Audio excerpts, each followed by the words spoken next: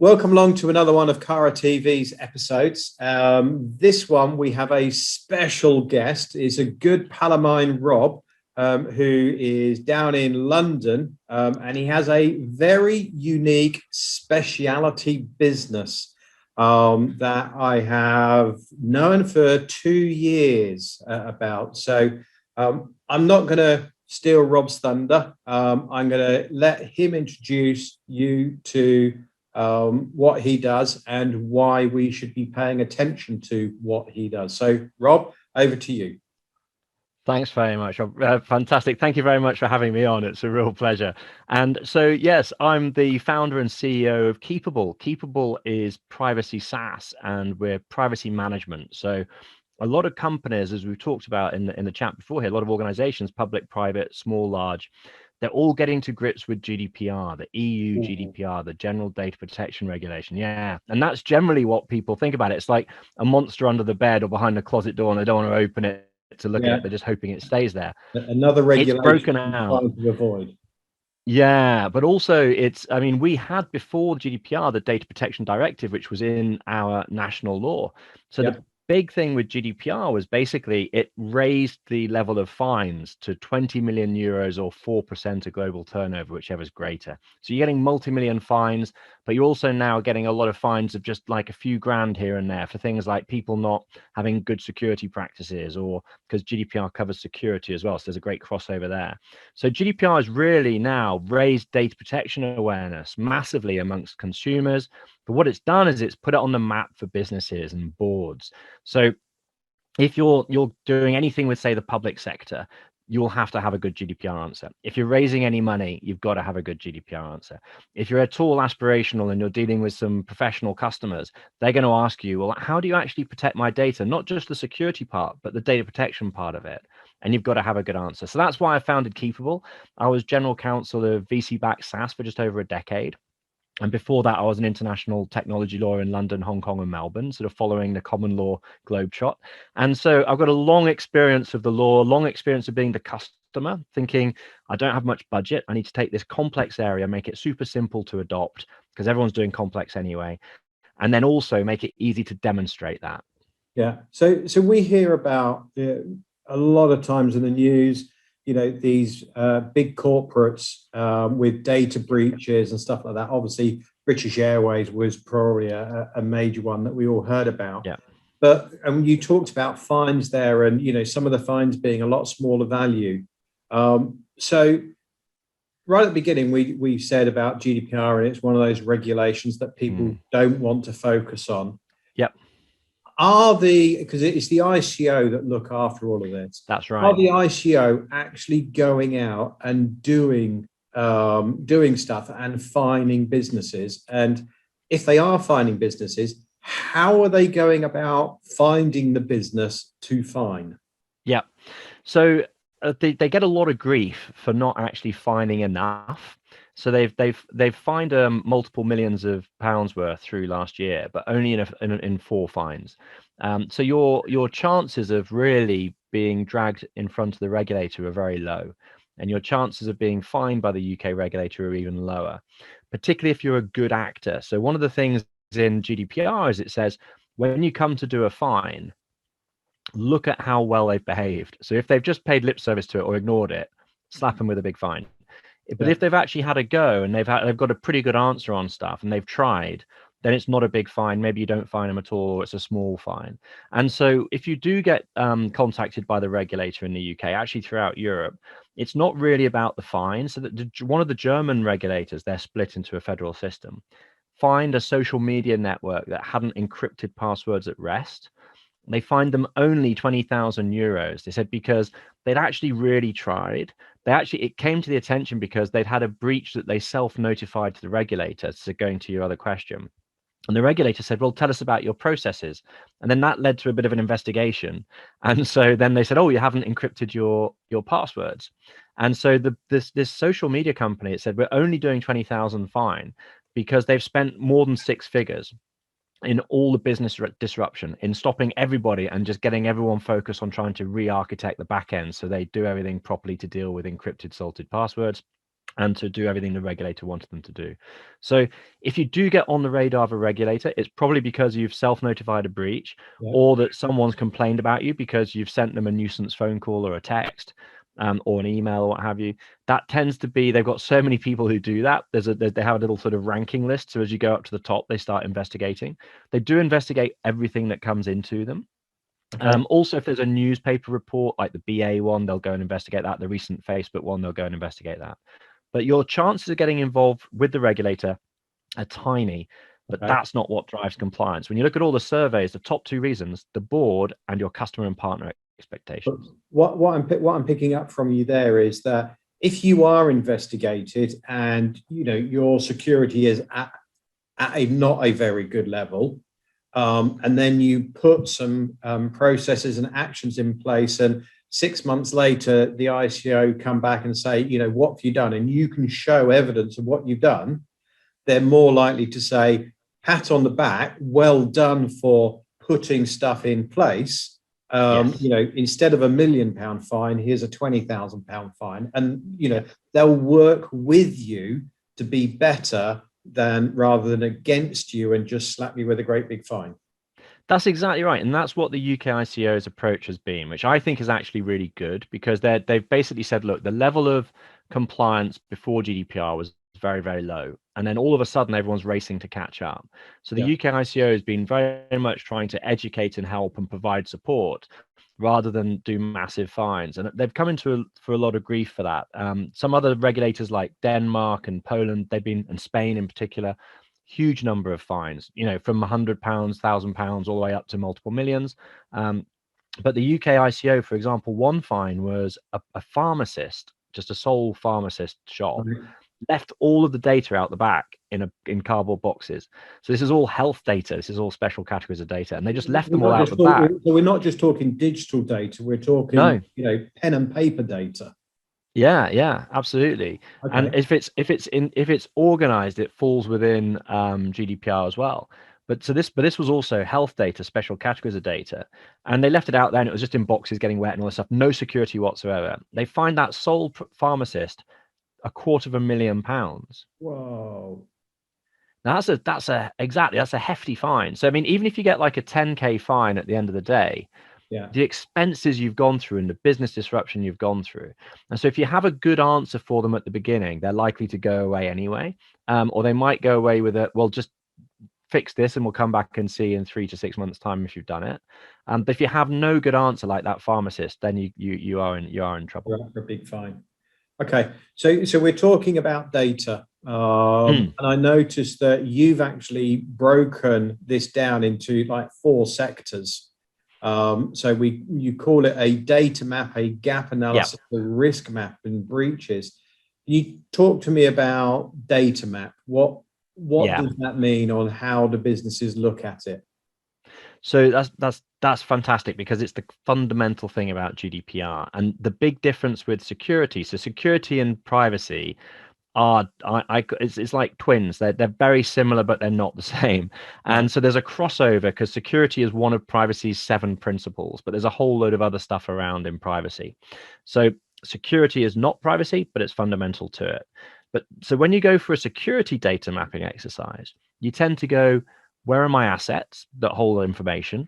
How do I secure those? And if it's confidential or personal data, I'll just secure it a bit more. And you don't really care what happens to that data, how you use it. And you're wanting to just secure it, and then the risk is to the enterprise. With GDPR, when you do your privacy data mapping, what you're actually doing is you're going, where does personal data come into the business? How do we process it through that life cycle right through to the end? So for example, HR recruiting, we put an advert up somewhere. Maybe we use a SaaS product to help with advertising and to tell us when recruits come in, and we can move them around between stages in this SaaS application. Where is that data stored? Why are we sharing it with them? Do we have the right agreement in place? Is it secured? Is it encrypted at transit and at rest? And then how long do we keep it for? So, if they're unsuccessful, we delete it after a year. If they're successful, it then goes into, well, actually, that's part of our employee process. And so all the way through that data lifecycle, same with marketing, B2B emails, or sales, cold calls, or finance payroll. All of these are activities that process personal data. So that's what the privacy data map's about, mapping out these threads, these activities, rather than looking at the assets. And the risk is not to the enterprise. GDPR couldn't care less about the enterprise. It's about the risk to the individual. So for example, in that HR recruiting, if I just put the person's CV and finance details up on a totally unsecured cloud, and everybody can see it, that could cause major risk to that individual. But maybe their employer doesn't know they're looking for something. Someone could do identity theft because they got all the information there. And so that's how GDPR looks at it. And that's how you do your data map. So we talked about HR there and, you know, recruiter kind of stuff, but what about professional services like doctors and nurses and stuff like that, where, Yeah. you know, they do have a patient, you know, and for whatever reasons, you know, that patient is no longer with that doctor's surgery. They might have moved to a different surgery. Do they still have to keep hold of that data for a period of time, or can they get rid of that patient data straight away? Yeah, no, so this is another really interesting one. So actually, so if you look at GDPR, it doesn't exist in a vacuum in the same way that security doesn't exist in a vacuum. And so for that example, you would say, well, we're a healthcare practice. We have to abide by the rules in the regulations in the UK for healthcare practices, which I believe is you retain it for 7 years after they've become 18, or 7 years after they cease being a patient. There are particular rules in the national health regulations about how long you keep X patient data, but you also have to pass that on to the new practice. So that, as long as you've got, so one of the grounds in GDPR, so this data mapping exercise, which Keepabl makes super simple, is you just work through, what are we collecting, what for, who are we collecting it about, patients or recruits, who do we share it with, how long do we keep it for, and why. And so, for example, in the recruiting one, there's no reason to keep a candidate CV for more than a year. In the patients one, you've got a regulatory reason to do so. So you would record, you would have a retention schedule, and you would say, this set of personal data we're going to keep for this long, this set of personal data we're going to keep for this long. And so that's where you start getting it. Actually, retention is possibly the hardest part of GDPR compliance. Okay. So moving on from data mapping, the gap analysis. Yeah. Tell me about the gap. So what's really good about being able to use SaaS? So I created Keepabl from, so I was, as I say, I was general counsel of these businesses before, and I exited one after a funding, and I was looking at starting my own business, and I was actually thinking of starting an MSP that had a compliance consultancy wrapper around it. And a fantastic industry. I love the industry. But everyone was, late 17, everyone was saying, what about GDPR? Because the customers were going, you know, our processes, you know, our security, you know, where all the data is. And quite rightly, MSPs were going, well, we don't know about this GDPR bit. And at the time, the SaaS that was available was very, very complex, large scale SaaS. And I'd come from the sort of Silicon Valley style mass market SaaS, all about usability. And I thought, I can do a lot better than this with the combined experience I've got. So I built out prototypes, and I went through from Excel through into Google Sheets, and I had scoring engines everywhere, helped about 60 odd customers through to compliance, and then said, right, I know what the SaaS should be. And one of the benefits of SaaS that you can do with spreadsheets, which is very, very tough and it's hard to update, as you go through that data map we talked about, saying you just go through clicking, and it's mostly point and click, but also you just enter some answers. As you do that, we instantly create your gap analysis. And so there's an activity analysis with 24 questions that you can just click to see, these are the questions you need to be able to know the answers to. And then, so for example, do we process children's data? It's totally possible you do. It could be it's got to be obviously for legal reasons, but say, where do we not encrypt at rest? Well, you should always encrypt at rest. So these 24 questions take you through the things you need to know the answers to. And so what SaaS enables you to do that spreadsheets really don't, is you can just link everything together and automatically do everything to such a much more easy way, particularly for updating and maintaining going forwards. So that's the gap analysis. We've got a strategic analysis, which is very sort of roundels, red, amber, green. And then we've got a tactical gap analysis that helps you get in amongst the weeds. So I take it when you're going through these 25 questions and you're doing the gap analysis, you're also building up a good picture of the risk analysis. Yeah. Yeah. So those two are going hand in hand. So yeah, absolutely. So then that is automatically generated as you're going through. Exactly. As you're going through that process, we instantly create your risk map for you. So you've got a visual and a table representation of all of your risk, and you can sort by risk levels. You can filter, you can export as you wish, etc. Yeah. Okay. And then obviously, you know, when we can work out, as you say, the risk level, then we know the possibility of breach, etc. Yeah. So we can close that down and be much more secure. Yeah, and that's that remediation. So the risk, GDPR is risk-based as a law. So you start with the highest risk activities, fix that, and move on.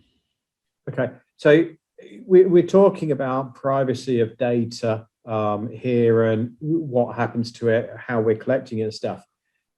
In the digital world that we now live in, is there such a thing as privacy? Does it actually exist? Because, you know, we've all got smartphones. Surely, once we've registered a smartphone, we've given our privacy away.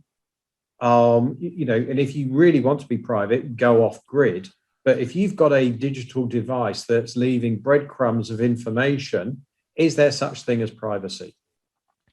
Great question. And yes, resounding yes, there is. So I don't know if you've read the book The Circle. There was an awful movie with Tom Hanks and following it up, but the book is absolutely fantastic. And it's about a sort of Facebook style company that starts up after Facebook and buys Facebook and Google and everything.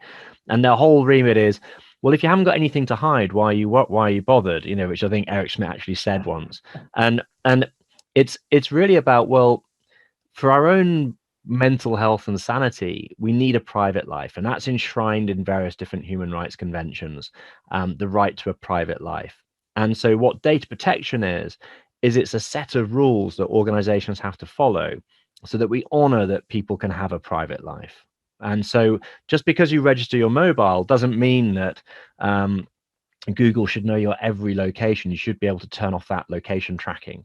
In fact, it should be off by default, and you should have to opt in to do it. And so there's a large conversation at the moment you'll be aware of with all the, you know, Apple's just changed its app privacy notices, and there's a whole load of conversation in the behavioral advertising about first-party, third-party cookies, and Google's going to stop third-party cookies. There's a raging argument around that at the moment. Yeah.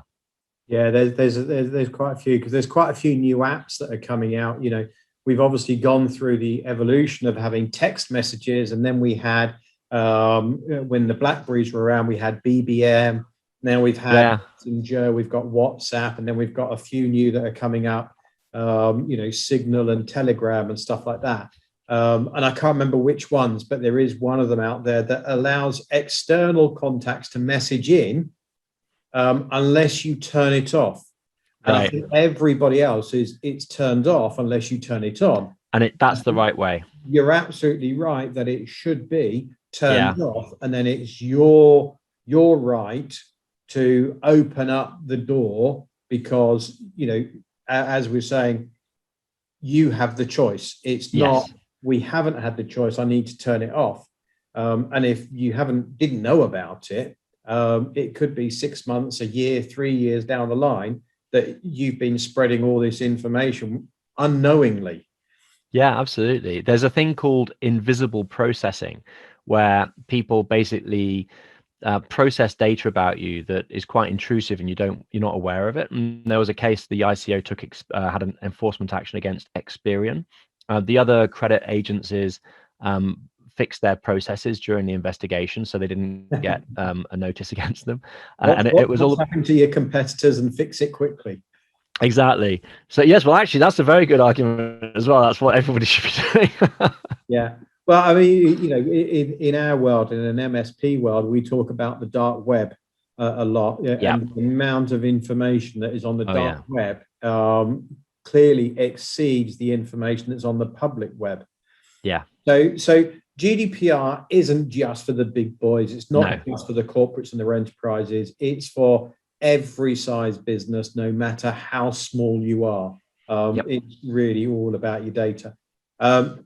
Are there particular departments within businesses that need to look at GDPR closer than other departments? Is there a way of looking at it like that? That's an interesting question. So you're right about the size of company. So, for example, internet cafes have been fined, and we talked about the pharmacist and taxi companies have been fined. So, departments look at it in the smaller business. You've probably got the founder, CEO, and maybe an ops manager who would be in control of quite a lot of what happens and what systems are used.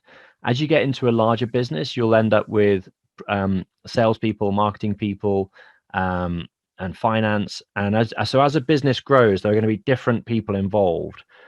I think the one thing that businesses often forget is their own employees. So I've talked to people with thousands of employees who go, because they're B2B, they go, well, we don't process any personal data.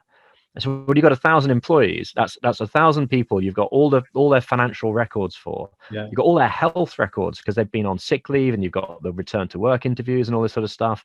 Maybe they've got disabilities. You've got all this sort of stuff all about your own employees. If that's gone, that's a massive risk to the employees themselves, which is where GDPR is. Obviously, then there's also a risk to the enterprise because they've just been, and they're probably going to get a fine, and they've got a big morale problem. Yeah. So I think in terms of what department, the internal employee data is one of the big things. So finance and technology need to look at how do we manage our own employee data and secure our employee data.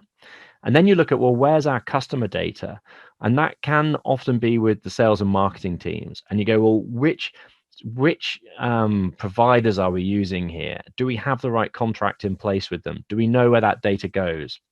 Now, there's a big raging argument at the moment about the use of US cloud providers.